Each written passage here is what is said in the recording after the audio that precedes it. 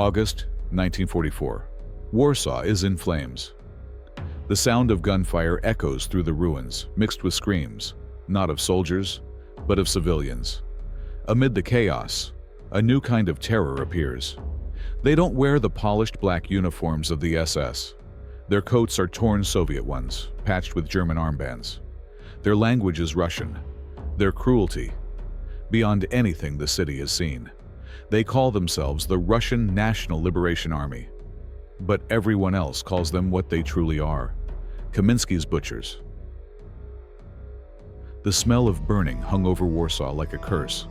Smoke coiled through the broken streets, clinging to the faces of those who still wandered among the ruins. The uprising was in its final weeks, and the city had already learned the meaning of despair. German artillery had turned whole districts into wastelands, yet what came next was worse than any bomb. In the summer of 1944, the people of Warsaw saw a new kind of soldier enter their city. Men who spoke Russian, wore stolen Soviet coats, and carried the black insignia of the SS. They were not Germans, not Poles, and certainly not liberators. They were the Kaminski Brigade, an army of collaborators so brutal that even the Nazis would recoil from them. Their leader's name was Bronislav Kaminski, a man whose face would never appear on the front pages of history, but whose shadow stretched long and cold across the ruins of Warsaw. Before the war, Kaminski had been an engineer. He once worked in a Soviet chemical plant, the kind of man who believed that reason and logic could solve anything. But reason is fragile, and in Stalin's Russia, logic often led straight to prison. He was expelled from the Communist Party in the late 1930s for anti-Soviet behavior, then arrested, interrogated, and released. A small man who had seen the inside of a system that could destroy him at any moment. He learned a lesson that would shape his life. Ideology was nothing more than machinery, and any machine could be taken apart. When Hitler's armies invaded the Soviet Union in 1941, Kaminski didn't run, didn't fight, didn't resist. He simply waited, calculating. When the Red Army retreated and the Wehrmacht rolled into his region, he offered his services. The Germans saw potential in this quiet, educated man who spoke their language and seemed to despise the Soviets. They gave him a little power, a little authority, and watched what he would do with it. What he built was something monstrous. In the occupied area around the town of Lokot, Kaminski created what he called the Lokot Autonomy, a miniature puppet state under German supervision. He became its administrator, judge, and executioner. He revived old factories, reopened schools, printed his own currency, and promised order. But his version of order was terror disguised as governance. Anyone suspected of helping the partisans was executed. Entire villages were burned to the ground. Women were taken as punishment. Men were hanged as examples. The Germans approved. Finally, someone was doing their work for them. To maintain control, Kaminski formed a private army, the Russian National Liberation Army, known by its acronym RONA. It sounded noble, almost patriotic, but it was nothing more than a collection of drunkards, deserters, criminals, and opportunists. They wore whatever uniforms they could find: Soviet coats, German helmets, even priest robes stripped from murdered clerics. They drank, they stole, they killed. Their loyalty was to Kaminski alone, who ruled them through fear and indulgence. He gave them women, alcohol, and permission to do whatever they pleased. To the Germans, he was useful. To his people, he was a plague. By 1943, Kaminski controlled nearly 500,000 civilians in his territory. He lived like a warlord, surrounded by luxury, German cars, looted art, and a self-appointed cabinet of collaborators who toasted to the new Russian future. But the future was already collapsing. The Red Army was pushing west. The German front was cracking. Kaminski, ever the survivor, switched tactics again. He pledged his entire force to the Waffen-SS, claiming loyalty to Himmler himself. The SS accepted his offer. They needed manpower, and Kaminski's men had proven they could kill without hesitation. RONA was absorbed into the SS structure, but it remained a beast that answered to no one but its creator. In August 1944, when the Polish Home Army rose against the Germans in Warsaw, the Reich responded with fury. Hitler ordered the city to be wiped off the map, its people annihilated. SS General Erich von Dembach-Zalewski gathered his most ruthless units for the task. Dirlewanger's penal battalion of convicts and murderers, and Kaminski's brigade of collaborators. Together, they were unleashed upon a city already bleeding. Kaminski's men entered Warsaw through the Wola district on August 5th. The uprising had turned the city into a maze of barricades and rubble, but the civilians were still there, hiding in basements, tending to the wounded, whispering prayers in the dark. The first RONA patrols brought not order, but carnage. They shot anyone who looked at them. They kicked down doors, dragged women into the streets, and set buildings on fire. Within hours, Wola became a slaughterhouse. Witnesses later said it was not war. It was an orgy of cruelty. Hospital staff were executed where they stood. Patients, too weak to move, were burned alive in their beds. Children were thrown out of windows, their cries lost in the roar of gunfire. Women were raped in front of their families, then shot or left to die. The looting was endless: pianos, furniture, food, clothing, anything that could be carried. Kaminski's men drank stolen liquor from silver chalices looted from churches. One survivor recalled seeing a RONA soldier laughing as he played an accordion beside a pile of corpses. Another saw men loading wagons with jewelry and toys taken from the dead. Even the German officers, men hardened by years of occupation and genocide, were horrified. They filed reports calling Kaminski's soldiers undisciplined and barbaric. But discipline had never been part of his command. His army was a mirror of himself, cynical, chaotic, and pitiless. For 3 days, Wola burned. Between 30,000 and 40,000 civilians were killed, not in battle but in execution. When the fires finally dimmed, the district was little more than ashes and bones. Kaminski himself roamed the ruins like a king, surveying his kingdom.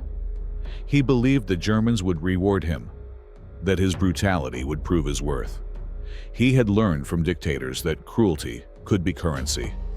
Yet in the cold hierarchy of the SS, there were rules, even for monsters. Kaminski's men had not only murdered civilians, they had robbed German supply trains, stolen SS equipment, and raped women inside German-controlled zones. They were no longer an asset. They were an embarrassment. By the end of August, reports of RONA's atrocities reached the highest levels of the SS. Himmler was enraged. The man he had once praised as a loyal collaborator had turned Warsaw into a symbol of chaos. The SS prided itself on methodical terror, efficient, clean, industrial. Kaminski's brigade was the opposite: drunken, wild, uncontrollable. They had made the Reich look weak, vulgar, human. That was unforgivable. The order was simple: Kaminski had to disappear. He was summoned to a meeting in the city of Łódź, told that he was to receive a medal for bravery during the suppression of the uprising. He arrived with several aides, dressed in his best uniform, a mismatched blend of Soviet cut and SS insignia. He smiled, expecting wine and applause.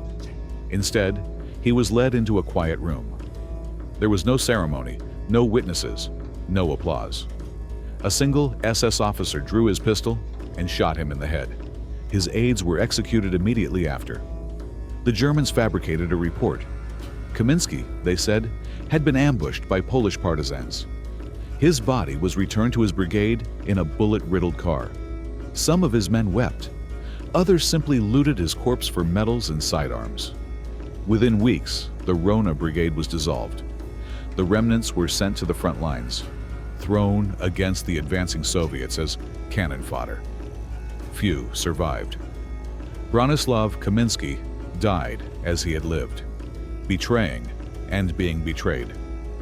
The man who had once ruled his own autonomy died not for ideology, but for the same reason he had joined the Germans in the first place: convenience.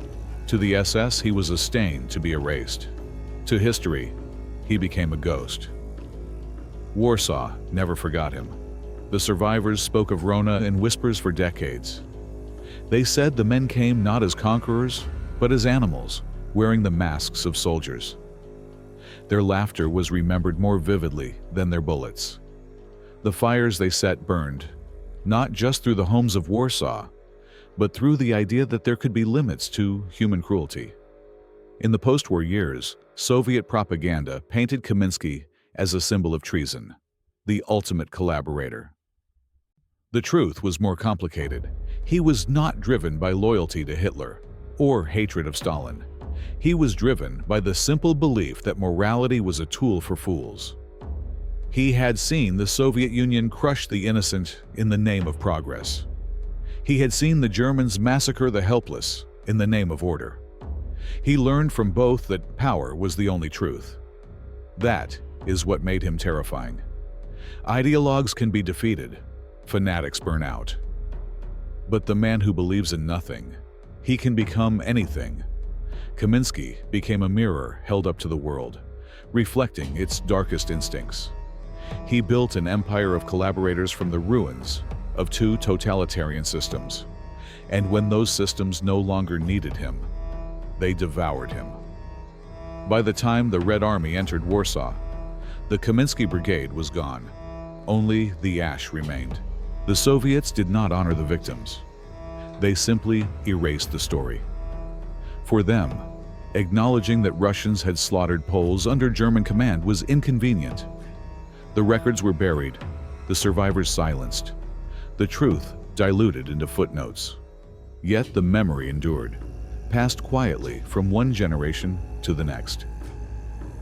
Those who survived the Wola massacre said the Kaminski men looked less like soldiers and more like scavengers, hungry ghosts feeding on the city's death. They spoke Russian, cursed in Polish, sang German marching songs. They were, in every sense, what the war had created: men stripped of nation, of conscience, of anything resembling humanity.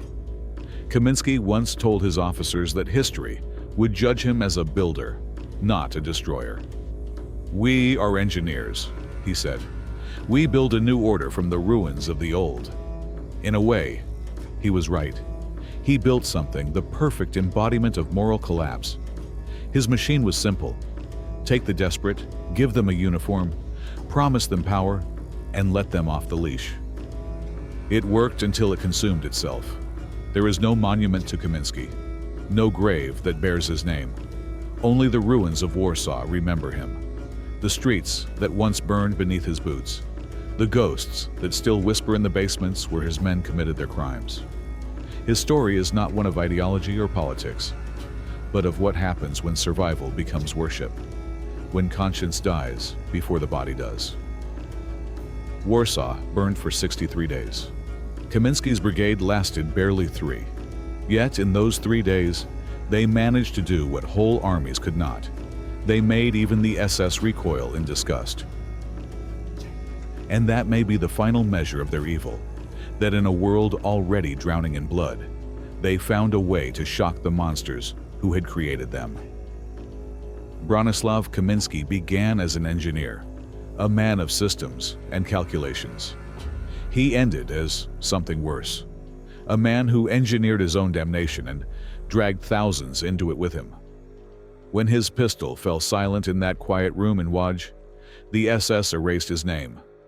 But they could not erase what he proved: that the line between man and beast is thinner than anyone dares admit. And so, in the smoke of Warsaw, his ghost lingers, proof that sometimes evil does not need ideology, uniforms, or orders. Sometimes it just needs opportunity. The official report arrived at SS headquarters in Warsaw on a humid September morning in 1944. Typed neatly on yellowed paper, it stated that SS Brigade Führer Bronislav Kaminski and his adjutants were ambushed and killed by Polish partisans near Łódź while on official duty. The file was stamped, signed, and sealed. The matter, as far as the SS was concerned, was closed. But everyone who had seen the body knew the truth. There had been no ambush, no partisans, no firefight. Kaminski had been executed by his own masters. His death was handled like the removal of a tumor. Quiet, clinical, necessary. No funeral, no honors, no mention in the German press. For a man who had spent years trying to prove himself useful to the Reich, it was the most humiliating end imaginable. Himmler wanted the name Kaminski erased, but not forgotten entirely. It would remain, whispered in reports as an example of what happens to those who confuse chaos with loyalty. In Warsaw, however, the ghosts he left behind were not so easily buried. The Kaminski Brigade, now leaderless, was still in the city when the news of his death spread. For 3 days, the men refused to believe it. Some claimed he was wounded and recovering. Others whispered that he'd been taken to Berlin to receive a secret decoration. But the truth spread like fire through the ranks. Their commander had been shot by the SS. Fear replaced arrogance. Discipline, which had never existed, dissolved completely. RONA soldiers began deserting in small groups, disappearing into the countryside, looting as they went. Those who stayed behind drank themselves into stupor. German officers avoided them whenever possible. Even the infamous Durlwanger unit, composed of criminals and psychopaths, considered the RONA men animals without leash. By the end of September, the remnants of the brigade were pulled from Warsaw and sent to central Germany for reorganization. In reality, it was a slow dismemberment. The SS could not afford open scandal. The Warsaw Uprising had already damaged the Reich's reputation among its own allies. The destruction of the city was supposed to be a demonstration of order through terror. Instead, it had become a spectacle of uncontrolled brutality.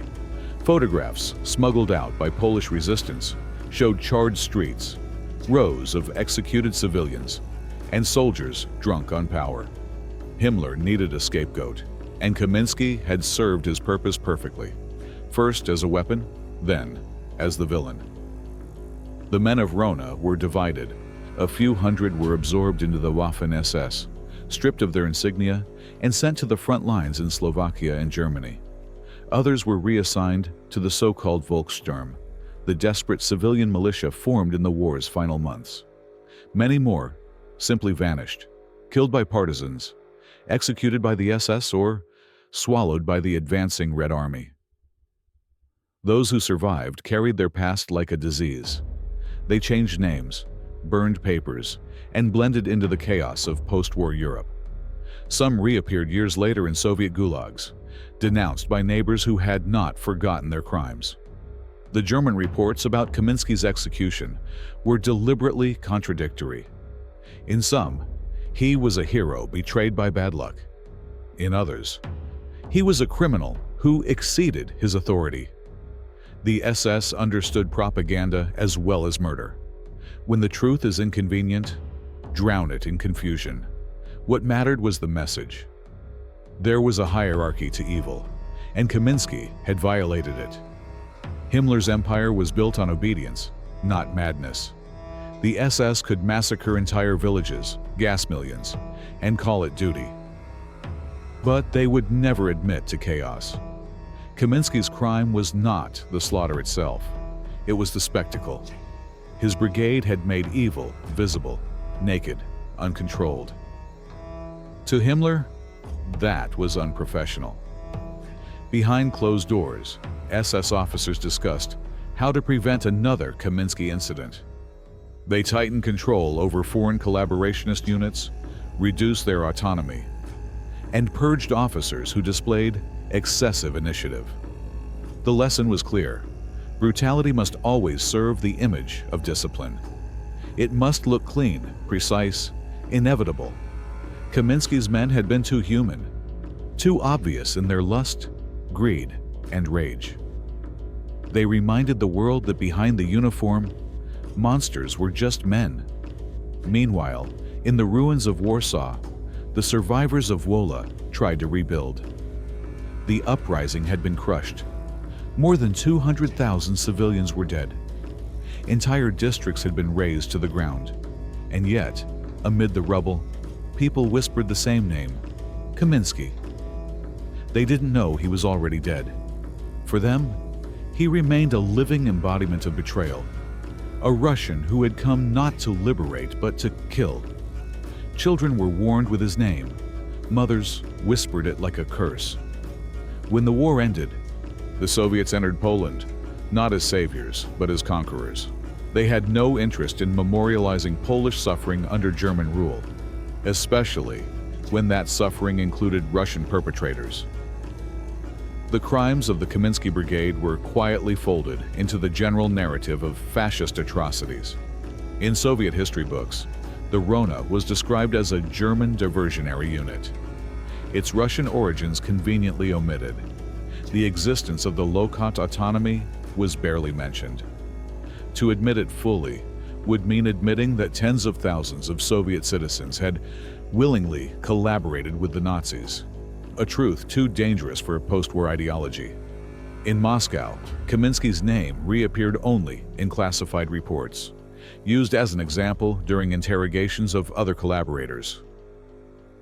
"Remember Kaminski," the officers would say. "He thought the Germans would protect him." His story became a warning.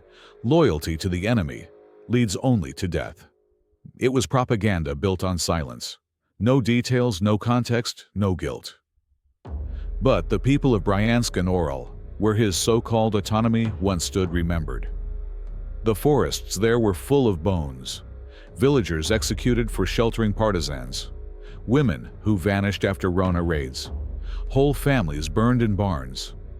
Even after the front moved west, the earth kept giving up its dead. Farmers plowing their fields found skulls and belt buckles stamped with the initials RONA.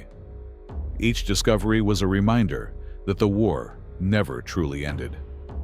For the survivors, memory became its own punishment. They told their children that the worst monsters in the war were not always foreigners. Sometimes they spoke your language. Sometimes they wore your face. In Germany, too, the legacy of the Kaminski Brigade lingered like a stain the SS couldn't wash off. After the war, when Allied investigators uncovered the scale of the Warsaw massacres, they searched for those responsible. Dirlewanger's name was already infamous. His crimes were well documented. But Kaminski's unit was harder to trace. Its members had scattered across Europe, hiding under false names. Many were caught not by Allied intelligence, but by fate. A photograph, a witness, a careless word in a refugee camp. Others disappeared into the Soviet zone, only to be arrested years later and sent to the gulags they had once served to protect. The post-war tribunals mentioned Kaminski briefly, often as a footnote to Dirlewanger's atrocities. Western historians focused on the German perpetrators, while the Eastern Bloc turned his story into a morality play about traitors to the motherland. What got lost between both sides was the human core of the story, how one man could transform from an engineer into an architect of terror. Those who studied him described him not as insane, but as logical, too logical. Kaminski believed in systems, not souls. He saw people as components in a machine that could be rearranged, replaced, or destroyed. His so-called autonomy in Lokot was an experiment in control, one that proved how easily order becomes cruelty when empathy is removed from the equation.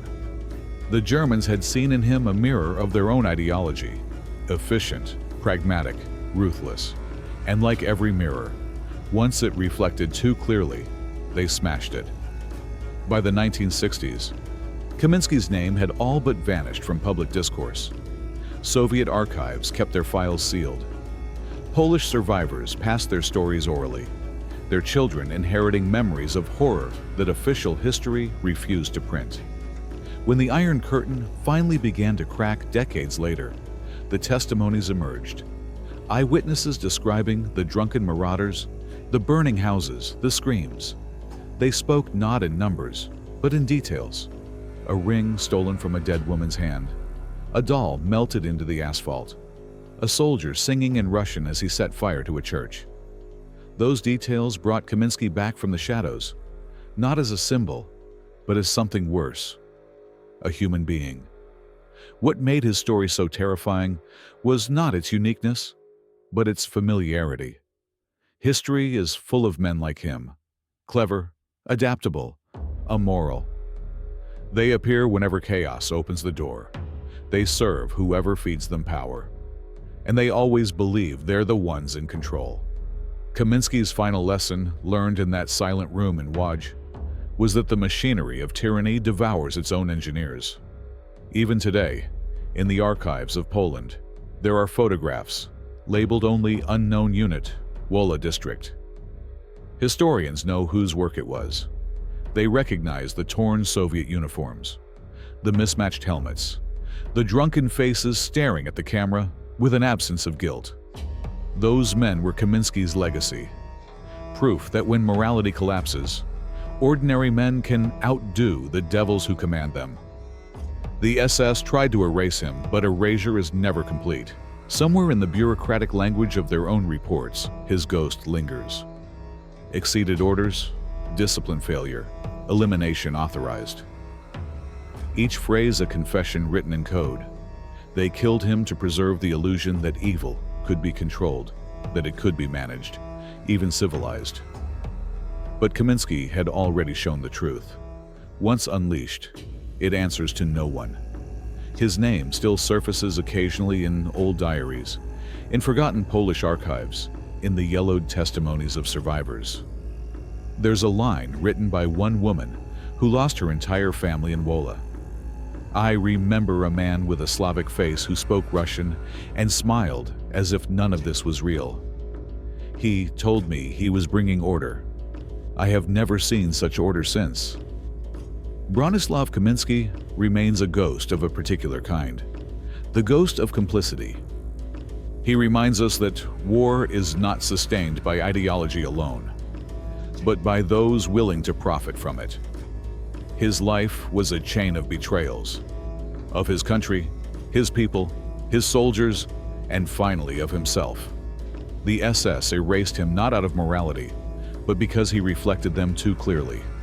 He showed what happens when the mask of ideology slips, revealing the raw hunger beneath. The Lekot autonomy is gone, the RONA brigade forgotten, the ruins of Warsaw rebuilt. But memory has a way of surviving in the cracks.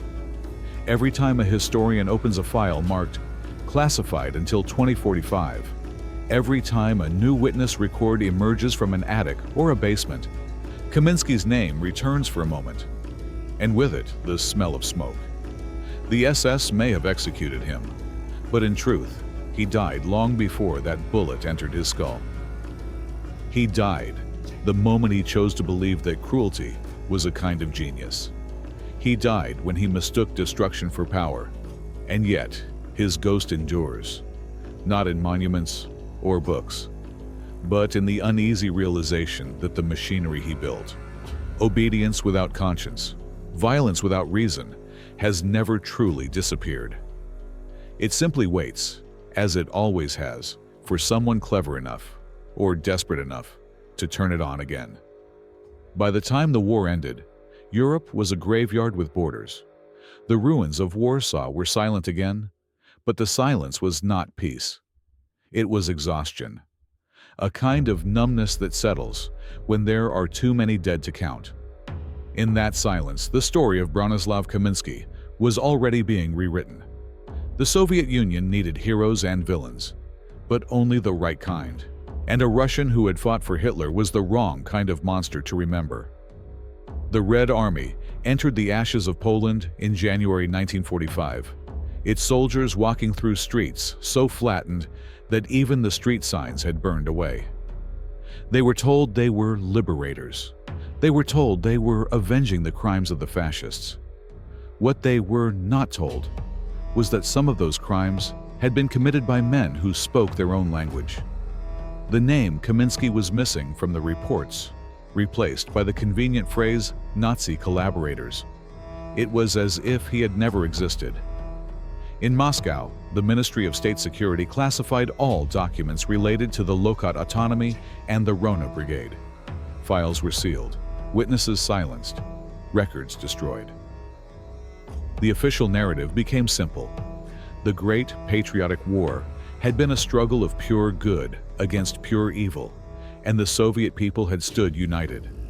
There was no room in that myth for the uncomfortable truth that tens of thousands of Russians, Ukrainians, and Belarusians had willingly joined the Nazi cause. The collaborators were erased, their names dissolved into euphemisms. History, like a body, was being embalmed for display. The propaganda of the post-war years was relentless. Textbooks described the Lokot autonomy as a temporary occupation zone created by the enemy, its leaders unnamed. Soviet films showed heroic partisans fighting nameless fascists, their accents carefully scrubbed of anything Russian. Even in Bryansk, where Kaminski's rule had begun, the people learned to speak of him only in whispers. To mention him was to invite questions, and in Stalin's USSR, questions were dangerous. Better to forget, but forgetting is never perfect. In the late 1940s, when the NKVD rounded up surviving members of RONA who had fled west, interrogators discovered something unsettling. Many of them still spoke of Kaminski with admiration. "He was a strong man," one prisoner said. "He gave us food when no one else would." Another called him a Russian who understood Germans better than they understood themselves. The officers wrote these testimonies in cold bureaucratic prose, but behind the words lay a truth they couldn't erase. Collaboration had not come only from fear, it had come from belief. In the West, Kaminski's story fared little better. For Allied historians compiling reports on Nazi war crimes, he was a secondary figure, overshadowed by more notorious names like Himmler, Eichmann, and Dirlewanger. The scale of the Holocaust and the destruction of Europe left little room for nuance. Kaminski's crimes were filed under miscellaneous SS atrocities, a label so broad it might as well have been an invitation to disappear. To English-speaking readers, the Kaminski Brigade was a footnote in the vast, incomprehensible machinery of war. The few who tried to dig deeper found obstacles everywhere. In Soviet-controlled Poland, archives were closed. Witnesses were afraid to speak. The communist government had its own version of the uprising, one in which the Polish Home Army was reactionary, the Western Allies treacherous, and the Soviets the only true saviors. To discuss the Kaminski Brigade openly meant acknowledging that the Soviet brothers had bred monsters of their own, and so the topic stayed buried under official silence like a body under concrete. It wasn't until the 1960s that cracks began to appear. In the West, émigré scholars started collecting testimonies from survivors of the Warsaw Uprising who had fled to London and Chicago. They spoke of drunken Russians in stolen uniforms, of German officers recoiling from the carnage, of Kaminski's strange, cold charisma. Their stories were dismissed at first as exaggerations, the bitter memories of a ruined city.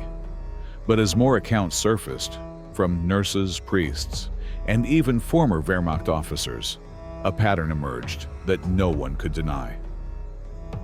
The Kaminski Brigade had not been an anomaly.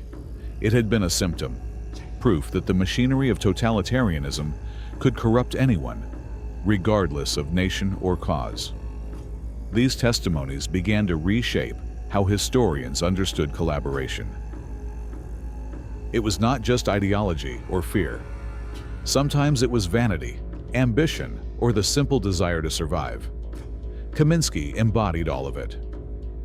In 1965, a Polish historian named Jerzy Kłoczowski managed to publish a short article in an underground journal titled The Forgotten Brigades. It described, for the first time in print, the actions of the RONA during the Warsaw Uprising. The piece was brief, heavily censored, and circulated only among academics. but it broke the silence. Kwarchowski wrote one line that would echo for decades. When the Germans lost faith in cruelty, they found Kaminski. Meanwhile, in the Soviet Union, the archives remained sealed. But inside those walls, the truth was still alive, buried in classified reports, interrogation transcripts, and photographs marked not for publication. One image showed Kaminski in his SS uniform, his eyes calm, almost bored. Another showed his men in Warsaw, grinning beside a burning building. For decades, those images gathered dust, seen only by a few researchers loyal enough to be trusted and frightened enough to stay silent. After Stalin's death, Khrushchev's thaw briefly allowed new conversations about the war. Soviet journalists began writing about the tragedy of collaboration, but their examples were carefully chosen, small, peripheral, safe. Kaminski's name was still absent. Even in academic discussions about fascist puppets, the low-cost autonomy was mentioned only as a vague experiment, a local administrative anomaly. The real story of how it became a laboratory for mass murder remained untold. It took the collapse of the Soviet Union for the ghosts to start talking again. In the early 1990s, when the archives of Moscow and Warsaw began to open, historians found hundreds of files that had been hidden for half a century. Reports from German officers describing the undisciplined behavior of the RONA. Letters from Polish civilians begging for help. Interrogation records of captured brigade members who described the killings in mechanical detail, without remorse. One Soviet investigator, reading these files, wrote a note in the margin. They were not fascists. They were us. For the first time, the picture became whole. Kaminski had not been a madman in isolation. He was part of a larger story, the story of how ordinary people adapt to tyranny. His engineers built the systems that killed. His soldiers learned to see murder as routine. His administrators recorded the numbers neatly, in columns and ink. The low-cost autonomy had been, in effect, a rehearsal for everything that followed. A place where cruelty could be practiced before being perfected elsewhere. The rediscovered documents revealed another disturbing detail. The SS had not executed Kaminski purely for moral reasons. They killed him because he stole. Among the confiscated materials was a German report accusing him of misappropriating Reich property. His brigade had looted so much gold, jewelry, and food from Warsaw that it rivaled official SS supply chains. Himmler's outrage had been less about ethics and more about economics. Even in the twilight of the Reich, greed still had rules. Modern researchers now call the low-cost autonomy the proto-state of collaboration. It was a glimpse of what Nazi-occupied Eastern Europe might have looked like if the Reich had won. A patchwork of local tyrants ruling through terror, each one eager to prove his worth to Berlin. Kaminski was not unique. He was the prototype. In the 2000s, documentaries and books began to appear in Poland and Russia, each trying to reclaim the narrative. Polish historians focused on the Warsaw massacres, emphasizing the suffering of civilians and the role of the RONA in the slaughter. Russian historians, more cautiously, examined the low-cost period, portraying it as a moral tragedy, a case study in how ideology devours itself. For the first time, Kaminski's name appeared in both languages, not as a rumor, but as history. Yet, even now, his legacy divides. In Russia, nationalist writers sometimes present him as a complex figure, a man who sought autonomy from both Stalin and Hitler. In Poland, he remains the face of barbarity. In the West, he is still mostly unknown, a forgotten villain in a war overflowing with them. But among historians of the Eastern Front, his story has become a warning that totalitarianism breeds its own reflection, and that reflection can wear any uniform. There is a moment described in one of the recovered testimonies, from a German officer who witnessed Kaminski's final hours in Warsaw. He wrote that Kaminski sat in a commandeered apartment, drinking from a crystal glass, watching the city burn. He said it was beautiful, the officer recalled. He said he had never seen anything so perfectly destroyed. That one sentence, more than any official report, explains why he had to die. The SS could tolerate murder, but not poetry in it. Today, the ruins of the Wola district have been rebuilt.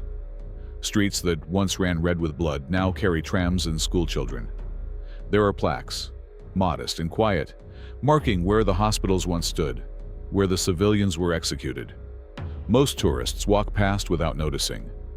Yet if you stand there at dusk, when the light fades and the city hum grows still, the air still feels heavier than it should. Memory, like smoke, lingers in places you cannot see. Bronislav Kaminski's grave has never been found. Some say his body was buried in an unmarked pit near Łódź. Others claim it was burned, his ashes scattered with those of other SS officers. It hardly matters. His true grave lies in the silence of the archives, in the unspoken memories of those who survived him. He exists as all erased men do, between the lines, in the spaces history avoids. The Soviet Union that tried to bury him no longer exists. The Reich that created him turned to dust. But the pattern he embodied, the marriage of obedience and ambition, remains as eternal as war itself. Every time a man looks at power and sees not danger but opportunity, Kaminski rises again, smiling that small, precise smile of an engineer who believes he's solved the problem of morality. History does not forgive, but it forgets easily. And in that forgetting, men like Kaminski find shelter. His story is not a relic, it is a reminder that evil does not always come shouting orders in a foreign tongue. Sometimes it speaks softly, in the language you know best. When the files of the Kaminski Brigade were finally opened, historians expected orders, plans, maps, the mechanical anatomy of a military unit. What they found instead were fragments of something far more disturbing. Notebooks, letters, and reports written in ordinary, almost clumsy handwriting. "We cleared the village," one line read. "All was successful," another. "The operation proceeded without losses." Beneath those phrases lay hundreds of corpses. The handwriting was calm. There were no exclamation marks, no traces of emotion. It was the handwriting of a man describing the weather. That was the first clue to understanding the RONA. The absence of feeling wasn't a flaw. It was the point. Kaminski didn't need fanatics. He needed functionaries. Men who could turn murder into routine. Who would execute a mother in front of her children and still remember to collect the bread ration afterward. They weren't demons. They were administrators of pain. Psychologists who later studied similar units, German, Soviet, Croatian, Japanese, discovered the same pattern. Atrocities rarely began with rage. They began with instructions. Someone issued a task, someone repeated it, someone else carried it out. Obedience was the lubricant that kept the machine running. In the RONA, that obedience took on a particular flavor. It was born not from fear, but from permission. Kaminski didn't terrorize his men into killing. He gave them freedom to do it. Freedom, in the moral vacuum of war, becomes a toxin. Once men learn they can act without consequence, restraint dissolves. Kaminski encouraged it deliberately. His orders were never detailed. They were suggestions, invitations. Eliminate resistance. Secure the area. Deal with the locals. Each phrase was a door left slightly open, and behind that door, anything could happen. When the first soldier kicked it open, the rest followed. In the testimonies collected after the war, survivors remembered the laughter. That was the hardest part. Not the screams, not the gunfire, but the laughter of men who seemed to enjoy themselves. How could anyone enjoy that? Decades later, when researchers examined those same testimonies, they realized the laughter was not joy, it was release. In chaos, cruelty becomes a kind of intoxication, a shared madness that binds the group together. Each act of violence demanded a witness, another soldier who would laugh too, so no one had to face the silence afterward. Some of Kaminski's men were teenagers. Others were former Soviet soldiers who had seen too much to care anymore. They drank constantly. Alcohol was both courage and confession. It dulled the conscience and inflated the ego. It made them gods in a world without order. One German officer, writing in his diary, described visiting a RONA outpost and finding its commander blind drunk, singing Russian songs while a prisoner knelt beside him, bleeding. "It is not war," the officer wrote. "It is collapse, collapse." That was the true weapon of Kaminski's regime. He understood that in war, morality is a luxury few can afford. Destroy the structure that sustains it. The church, the law, the family, and men will do anything. The Lokot autonomy had already been a rehearsal for this. There, RONA soldiers learned to decide who lived and who died. They practiced execution as if it were a trade. By the time they reached Warsaw, they no longer saw civilians at all, only variables. Enemy presence confirmed. Target neutralized. Sector cleared. It was language stripped of empathy, and that made it efficient. After the war, Western psychologists like Stanley Milgram and Philip Zimbardo tried to explain how ordinary people could become executioners. Their experiments showed that most humans, given authority and absolution, will obey even the cruelest command. The RONA didn't need laboratories to prove that. They lived it. The only difference was scale. Kaminski replaced lab coats with uniforms, and the experiment ended in fire. The SS officers who later interrogated surviving RONA men noted something strange. Most of them felt no guilt. They spoke of their crimes as duty. One said, "The Germans wanted discipline. We gave them results." Another explained, "We were told to show loyalty through strength. Weakness was betrayal." They had internalized the logic of the system so completely that killing civilians felt like fulfilling an obligation. Conscience had been rewritten into performance. And yet buried within those same interviews, there are moments of fracture, flashes of humanity breaking through the armor. One soldier confessed that he still dreamed of the faces of the women he shot. "They look at me," he said. "They never speak, just look. When I wake up, I drink so they'll go away." Another wrote in a prison letter that he joined RONA because he wanted to protect his family from starvation. "Now I know," he added. "I only protected my fear." That fear was the common thread. Fear of poverty, fear of punishment, fear of insignificance. Kaminski promised them the opposite: power, belonging, meaning. He built his army the same way cult leaders build faith, through shame and reward. Every act of cruelty was proof of loyalty. Every hesitation was weakness. In his eyes, mercy was treason. Those who resisted were punished publicly. One deserter was tied to a post and shot by his own comrades, while Kaminski watched, smoking. He told them, "You cannot build a future with cowards." They believed him. Years later, one of the shooters admitted that he hadn't felt hatred for the deserter. He had felt envy that the man had found a way out. The transformation of the RONA men was gradual, invisible, and complete.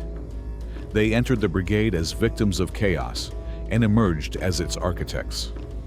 When historians call them monsters, it's an attempt to preserve distance, to make their cruelty seem alien. But the documents betray a colder truth. These were men who loved their families, who joked, who wrote home asking for shoes and tobacco. They were not monsters by nature. They became monsters by adaptation. War rewards, adaptability. The man who hesitates dies. The man who acts without thinking survives. The longer the conflict lasted, the more this logic hardened. In the RONA, compassion was not merely dangerous, it was suicidal. To show pity for a civilian was to reveal weakness, and weakness had consequences. One soldier who refused to execute a group of villagers was beaten to death by his comrades. "We are the strong ones," his commander told the rest. "And the strong do not apologize." Modern neuroscience would later call this moral numbing. Under extreme stress, the brain's capacity for empathy shuts down to protect itself. Repeated violence rewires perception. The sight of suffering stops registering as pain and becomes simply data, an expected outcome. When survivors described RONA men smiling as they shot, it wasn't always cruelty. Sometimes it was vacancy, a nervous system gone silent. But morality, once silenced, rarely reawakens. When Kaminski's army entered Warsaw, they carried not ideology, but exhaustion. Years of occupation, starvation, betrayal, all of it had drained them. They no longer sought victory. They sought release. The city offered it, burning houses, screaming civilians. It was the ultimate catharsis for men who had nothing left to lose. In destroying others, they destroyed the last remnants of themselves. Historians sometimes call the RONA a brigade of nihilists. That's not quite true. Nihilism requires philosophy, and these men had none. What they possessed was emptiness, the blank space left when belief collapses and nothing replaces it. Kaminski filled that space with violence. It was simple, tangible, and absolute. Violence didn't require explanation. It only required permission. The SS later tried to rationalize Kaminski's excesses as cultural. Asiatics, they called his men, undisciplined Slavs. It was a convenient lie, one that made German officers feel superior. But the same pattern repeated everywhere. In Belarus, in Croatia, in France, in the Soviet NKVD's own purges. Wherever men were told they had the right to dehumanize, the results were the same. The uniform changed, the flag changed, the language changed, but the laughter in the dark did not. The psychology of the RONA killers remains one of history's most unsettling studies in obedience. Their crimes were not committed in frenzy, they were methodical. They documented everything: numbers of dead, quantities of grain confiscated, property seized. Kaminski taught them that precision was proof of virtue. Murder became bookkeeping. The more meticulous the report, the more loyal the man. And when the SS finally executed Kaminski, they were not killing a traitor. They were deleting a mirror. After the war, the men who survived captivity found themselves in a different kind of moral experiment. Interrogators asked them to explain why they had done what they did. Some blamed alcohol, others peer pressure, others the chaos of war. A few were honest enough to say, "Because we could." Those three words have haunted every historian since. Because we could. It is the purest expression of power, and the emptiest. The legacy of the Kaminski Brigade is not just the destruction it caused, but the revelation it forced. That under the right conditions, any man can become what he fears. The distance between ordinary and monstrous is measured not in morality, but in opportunity. Kaminski provided that opportunity and called it freedom. The SS provided the structure and called it order. Together they built a perfect machine, one that ran on obedience and silence until it burned itself out. In 1979, a Polish survivor named Helena Wróblewska was interviewed for a documentary that never aired. Her words were quiet, almost detached.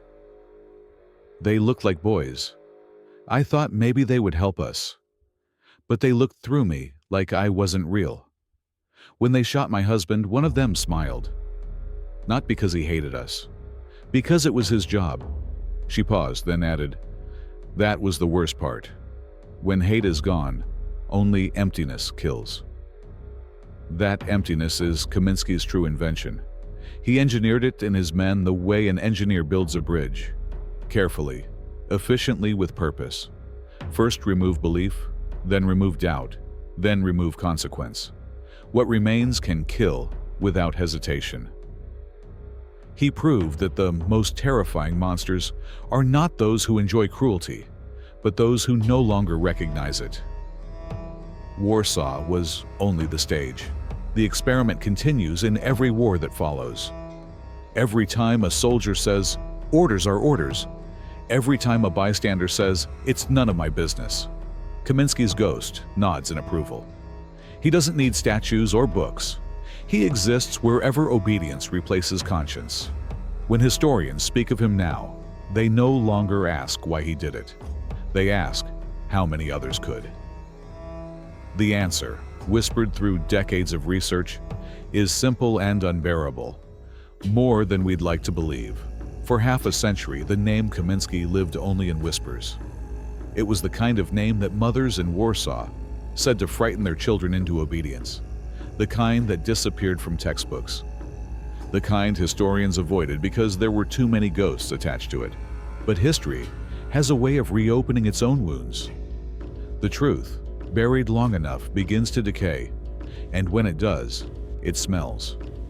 In the early 1990s, when the Soviet Union collapsed and the archives of Eastern Europe cracked open like vaults in a forgotten cathedral, the smell returned. Scholars began to sift through boxes of documents once stamped top secret. They found German reports, Soviet interrogation records, and Polish eyewitness statements that had been hidden for decades. Together, they formed a mosaic of horror. Dates, names, coordinates, execution lists, the administrative skeleton of evil. One Polish historian, Anna Czerwinska, was among the first to piece it together.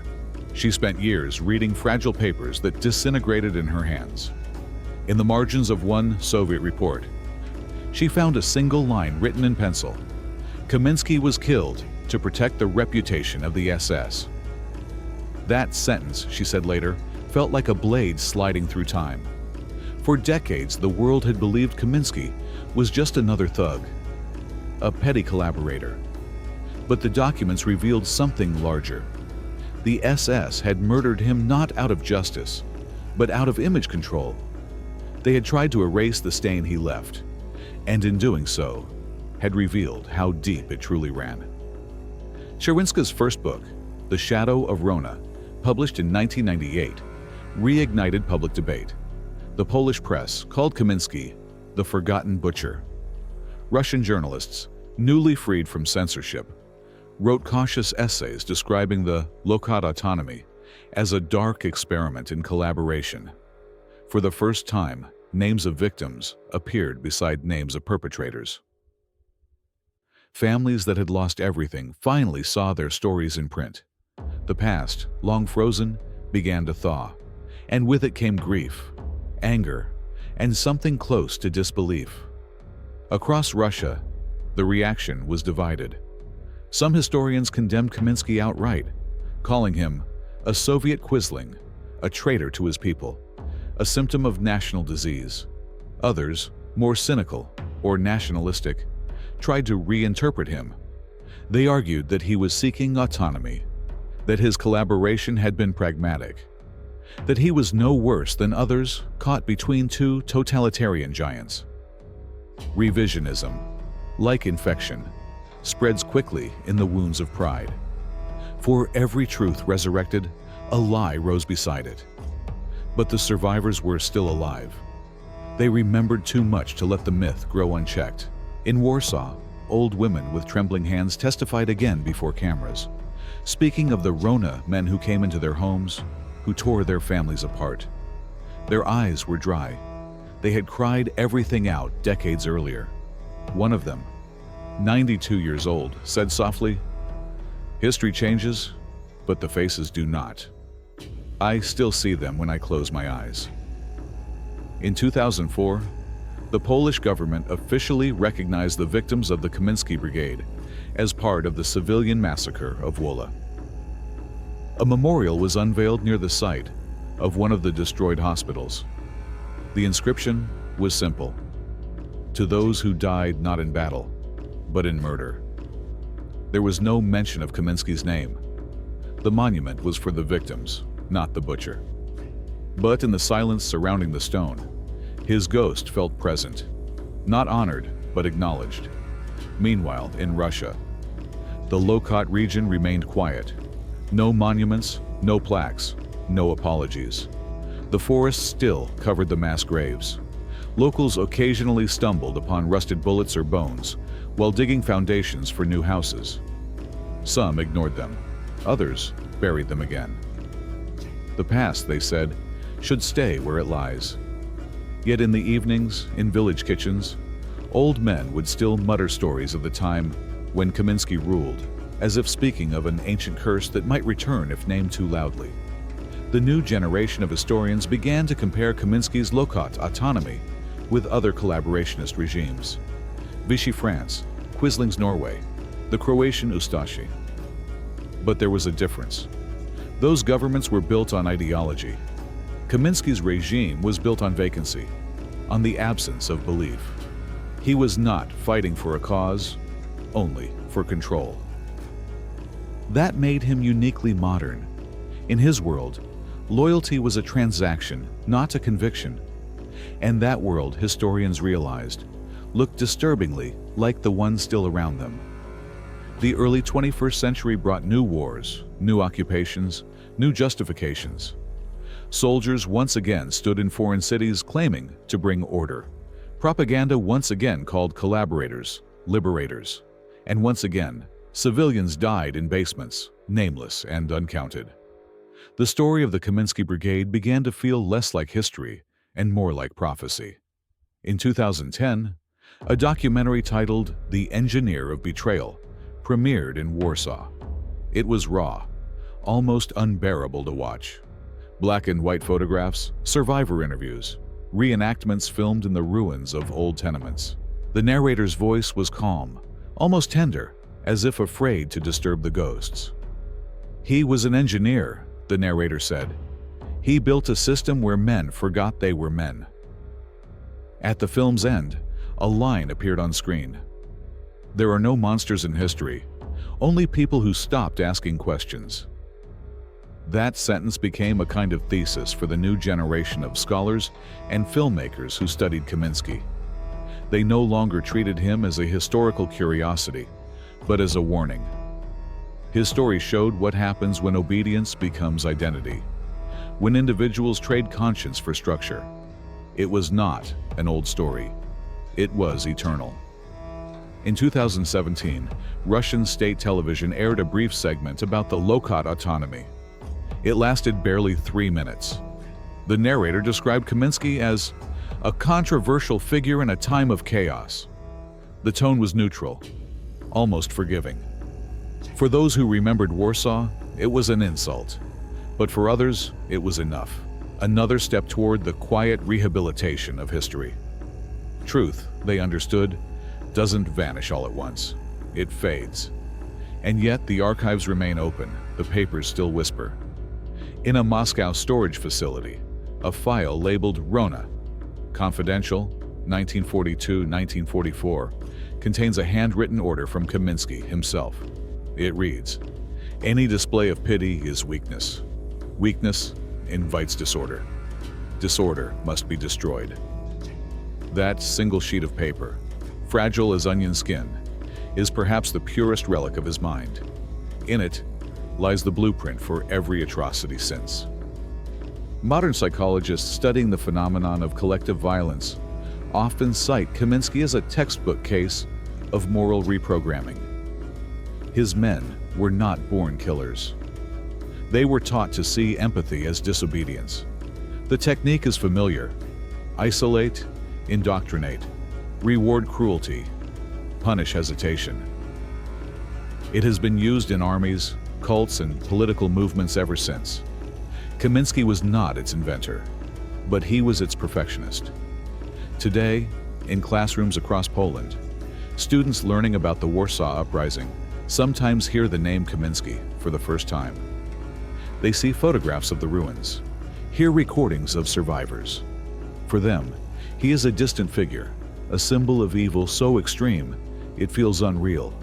But their teachers tell them that history's most dangerous lesson is not the scale of the crime, it's the simplicity of the choice. It always begins with permission, one teacher says. Permission to hate, to look away, to follow orders. Once you say yes, it never ends. There are still streets in Warsaw where no buildings were ever rebuilt. Too much blood had seeped into the soil. Too many bones lay beneath the foundations. Those empty lots, hidden between modern glass towers, are silent memorials. On summer nights, when the air grows heavy and the city quiets, locals say you can hear echoes, the shuffle of boots, the crack of gunfire, the distant hum of an accordion. They're not ghosts in the supernatural sense. They're memories refusing to die. Every generation rediscovers Kaminski in its own way. Some through history books, some through nightmares, some through the news. His story is no longer just about one man or one war. It is about the structure of cruelty, the ease with which it fits into the human hand. The Kaminski Brigade was dissolved in 1944, but its spirit, obedience without thought, power without restraint, survives in every checkpoint, every prison, every place where the strong learn they can act without consequence.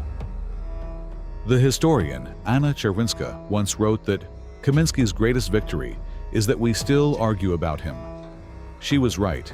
To argue is to remember. To forget would be his final triumph. The SS tried to erase him. The Soviets tried to silence him. The West tried to simplify him. But he remains, not as a man, not even as a monster, but as a mirror. Look into that mirror long enough, and you begin to see the outline of your own reflection. The small compromises, the quiet obedience, the easy indifference. That is where Kaminski lives now, in the gray spaces between outrage and apathy. Warsaw rebuilt itself from ashes. The streets that once burned now shine with neon and life. Tourists walk past the memorials without stopping. But beneath the pavement lies the same earth that absorbed the blood of 1944, the same soil that remembers what the world tried to forget. Somewhere beneath that ground lies the echo of a command: eliminate resistance. Somewhere above it walks the proof that resistance never truly dies. Bronislav Kaminski wanted to be remembered as a builder. In a way, he succeeded. He built the perfect cautionary tale, one that outlived the empire he served and the ideology he betrayed. His monuments are not made of stone. They are warnings carved into conscience. The last surviving witness of the Wola massacre died in 2022. In her final interview, she was asked what she would say if she could speak to Kaminski himself. She closed her eyes and said, "Nothing. He already heard everything. He just didn't listen." And that is how the story ends. Not with justice, not with vengeance, but with silence. A silence that hums beneath history like a buried current, waiting for the next generation to touch it and feel the shock of recognition. The Kaminski Brigade is gone. Its members are dust. Its commander is forgotten by name, remembered by sin.